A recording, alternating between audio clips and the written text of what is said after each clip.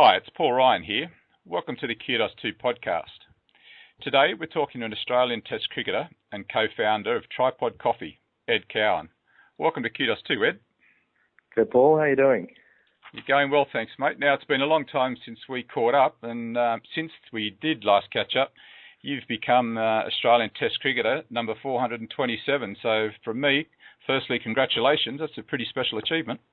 Thanks, Paul. We've come a long way since I was a precocious little cricketer trying to sledge the old man playing for St George. You're one of many, but but thank you very much. It was playing for Australia was a great honour. It was something I loved, and it's certainly all it's cracked up to be. You grow up dreaming of putting on that baggy green cap, and something that I'll cherish forever, and certainly have some fond memories of. Yeah, well done. Congratulations. Well, we've got a cricket question later on, but mate, you're only 32, so you never know. There's still some runs left in the old boy. Let's hope so. I still love playing my cricket. There's no doubt about it. I still have ambition. I think if you don't have that ambition, it's very hard to perform at a high level. So certainly going around for one more year, and I think it's just a question of that year-by-year proposition, just to make sure that you're hungry for the contest. And thankfully, I've sort of got to the stage where cricket's just a piece to my jigsaw puzzle rather than being the whole picture, and I'm really enjoying that. It gives it nice perspective, and you tend to enjoy your cricket a bit more when there are other things going on in your life. Yeah, exactly. Well, let's get on to that. You've now gone into business with another cricketing friend, Steve Casalino, and you've launched Tripod Coffee. So coffee industry, I can only assume, is pretty competitive. So why don't you tell our listeners what Tripod Coffee is about? Yeah, there's no doubt. There's probably quite a bit of saturation in the coffee market, but I guess where we are differentiated is that we are solely a coffee capsule business, and our capsules go into Nespresso coffee machines. Nespresso's obviously had great penetration into the domestic single-use market, and we saw a great opportunity when the patent expired around their domestic capsules to sort of leap into it, and we sort of found ourselves as a bit of an early mover, and have gained some good traction, not only because we move quickly, but also because of the quality of the product, and I guess our limited cost base has enabled us to do some fun things around branding. So it's been a really exciting phase. We celebrated our first birthday last week, and from go to woe, or from go to this point in time, it's amazing how much can get done if you throw yourself into it. So in terms of the pods, the coffee capsules, are there different types of coffee mixes or beans that go into a coffee pod? Yeah, there are. So, I mean, you're only really hamstrung by your creativity and your tasting profile. So we currently have 4 coffees available in our retail capsules. That will expand hopefully pretty rapidly. I think we'll have another one within probably 3 months. We'll probably have a decaf by the end of the year, and then I guess it's a question of finding the perfect point that you're not cannibalising the previous products. Nespresso are, obviously the largest player in the market, has 24 coffees as well as a few unlimited editions. So they have a huge spectrum. We probably will never look to replicate that, but certainly, we have a certain threshold of are we prepared to drink it? Do we like it? There's more to it than let's try and get as many different coffees out there as we can. It's more of a question of quality and finding the right coffee, which can take time. So these the Nespresso machines, they can be in the home or in a place of business, can't they? Yeah, that's right. So I mean, the Nespresso domestic use machines are mainly prevalent in the homes. We're seeing quite a few in hotel rooms now, and sort of quite a few SMEs with employees, maybe up to 30 or 40 might have 1 or 2 in the kitchen. You start looking bigger than that, you need a bit more of a commercial machine. But I think the last sort of rough order that was conducted, there was something like 4 million machines in the country, which is significant penetration, as you can imagine. Yeah, exactly. And what do they sell for? The machines? No, the capsules? The capsules. Okay, so our price proposition is under Nespresso. So we anywhere between $5 for 10 capsules, up to $5.80. Nespresso start at $6.60 and go up to $8.80. So we're sort of coming in anywhere between 20 to 15% cheaper, and anyone that has tasted our coffee has loved it and sort of thinks that the quality proposition is on par, if not better than Nespresso, but with that price advantage. And I guess the other big aspect of our capsules, which almost drove us to start it up, apart from the entrepreneurial aspect, was recyclability. So we were frustrated that aluminium Nespresso capsules were going into landfill, and recyclability was a really important aspect for us.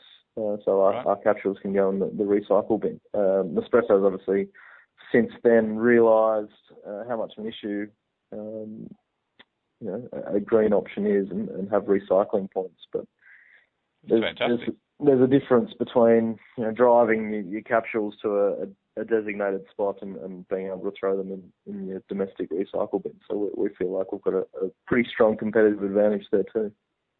Okay, so and that's important in any business, is to be able to create that point of differentiation. You mentioned being up for your first birthday, so apart from the recycling aspect, what other areas have you created a point of differentiation? I mean, a lot of businesses, people jumping down and getting cappuccinos from cafes and things like that. What is your point of differentiation that drives people to Tripod? Yeah, well, I think that the three key drivers of our business are our price proposition. So, why pay $8.80 when you can pay $5 for a product that most people are saying is equivalent, if not better. So then there's the premium aspect. People are loving the product. And the third is the green option, recyclability aspect. So there are sort of three main prongs that we go in if people ask for the pitch. That's the short of it, I guess. Yeah, good. What a lot of our listeners are going to be small business owners, and what they'd love to hear is, what are the lessons out of a sporting career, an elite sporting career? What lessons have you taken out of that to bring into your business, and what advice would you offer small business owners looking to make their mark within their own business? That's a good question. I guess I need to preface my answer by saying I'm probably less experienced than others in the small business management side of things, but more experienced in the high performance side. So Steve and I sort of took on, the mindset that two people who have gained some kind of element of high performance in another field, let's bring those skills across. Let's transition those skills across. And what made us really successful in cricket, let's see if they can be transcended into business. So, there are some key things that make up good cricket teams, as you well know, having captained some really good cricket teams in your time. But, honesty and accountability and being willing to communicate, some really basic skills, really. But when you're dealing with people, the heart of our business is relationships, and we want to foster those relationships, but not only inside our business, but with every single customer. So it's important for us to call one-on-one. We rarely send cold emails. We'd rather pick up the phone and just try and spend 2 or 3 minutes with a customer who's either had a good experience or a bad experience, or whatever that might be. Just to build those relationships. I guess at the heart of our business is a willingness to have a go. It's very easy to talk about ideas and throw them around the table at the pub, but we decided to action and put a bit of skin in the game and really try and drive a business model. So behind that goes into a lot of hard work, just like your hit a lot of balls in the net, so you train your mind and your body to be a good sportsman. We've decided to upskill ourselves by throwing a lot of effort into getting this business off the ground. And that's not to say other people aren't working harder or equally as hard, but we feel as though, particularly in our business, you tend to get back what you put in. So if you're willing to stick it out and cop your knockbacks and be resilient through those times, knowing that your proposition's pretty good, you're going to have more yes than no's. Fantastic. I think the thing that you mentioned there that's a key to me, and I love hearing that type of thing, is that the passion for picking up the phone and making a phone call to build relationships as opposed to hiding behind emails and text messages and things like that. So if that's one of the core ingredients, I'm sure you'll be successful. Even from my own dealings with businesses, I hate getting subscription emails or, how did you find if I get a phone call and a nice phone call, I'm more than willing to chat, even if it's only for 2 minutes. Yeah. I just find that personal touch really important. So it's something that we believe heavily in. Cool. Mate, through our podcast, we're developing a little bit of a routine, and we look at a Findaway moment. Businesses, 4 out of every 5 businesses, unfortunately tend to fall over within the first 5 years, and for whatever reason, but there's roadblocks or people's persistence or determination wane at various stages. But some people really embrace new ideas and the ability to change and to adapt and so forth, and everybody looks back and thinks, that was my Findaway moment. That's what got me through. Now, you've got your business, but I'm sure at various stages through your cricketing career, there were times when you needed to score runs, but things weren't happening as well as they could have. So, in essence, the terminology is you had to find a way to do something to get a better outcome. Yeah. Is there anything you could point to in terms of business and or sport that you can share with our listeners that was an actual crystallisation of a Findaway moment that spurred things on? Another good question. Stop me if I start rambling like I did in the last answer. It's not an easy question to answer, but it's an important one. Yeah, I guess I'll start in a sporting context.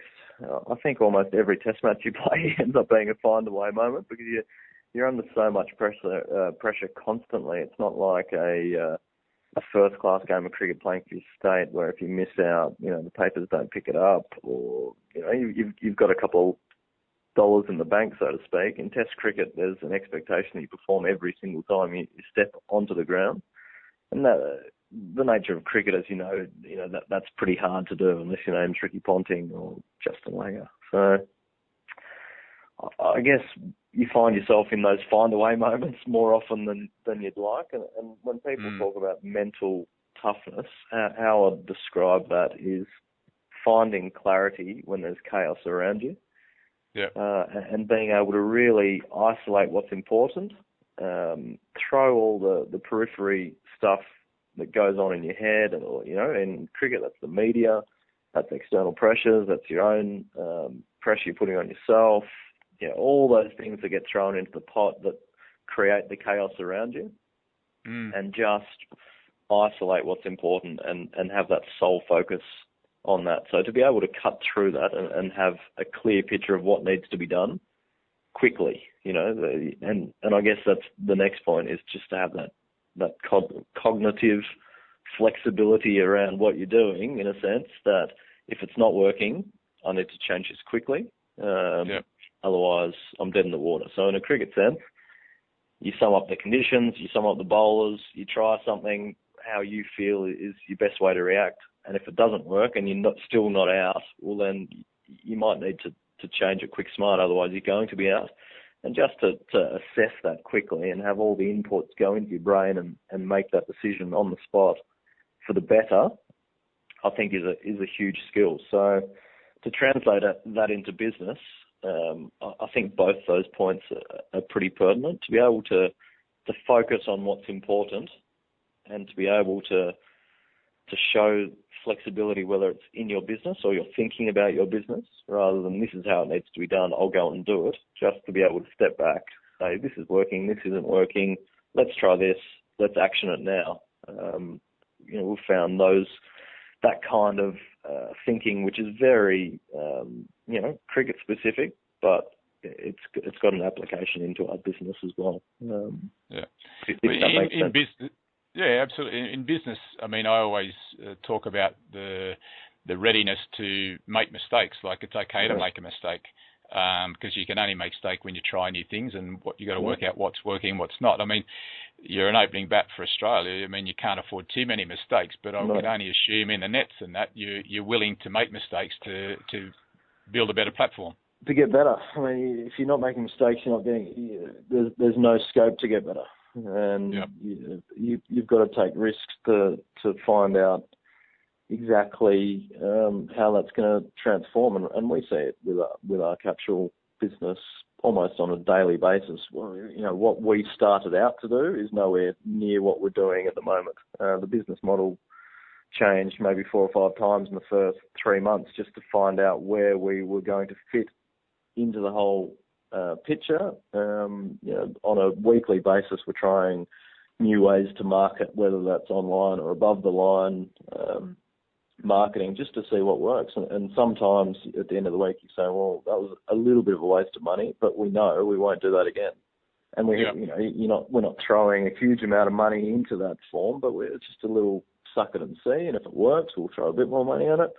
If it doesn't work, we'll withdraw and come back and plan and sort of come again. So it's that constant sort of give and take and finding out what works and what doesn't work. And as you say, it's very similar to how you would approach trying to get better as a sportsman. As I said, we try and put those skills that we that made us good cricketers into the business mix, and we're finding that it seems to be working. Fantastic. Yeah, you mentioned another key point there was the notion of looking at a business plan, looking at your business model, but then changing the business model within 3 or 4 times in the first couple of months. I mean, that in itself is good business, because you're testing yourself. You're wanting to make yourselves look better, be better. So it's always good to reflect and make sure that you're learning and wanting to get better within the business. That's tremendous, mate. Sounds like it's going to be successful. I wish you every success. I appreciate your time, and thank you for your generosity. So listeners, to find out more about Tripod Coffee, you can visit Tripod Coffee at tripodcoffee.com.au, and you may even get a chance to speak to Ed or Steve. So Ed, we appreciate your time. Thanks for having me on the podcast. What a treat for me. Thank you very much, Paul. Cheers, mate. All the best.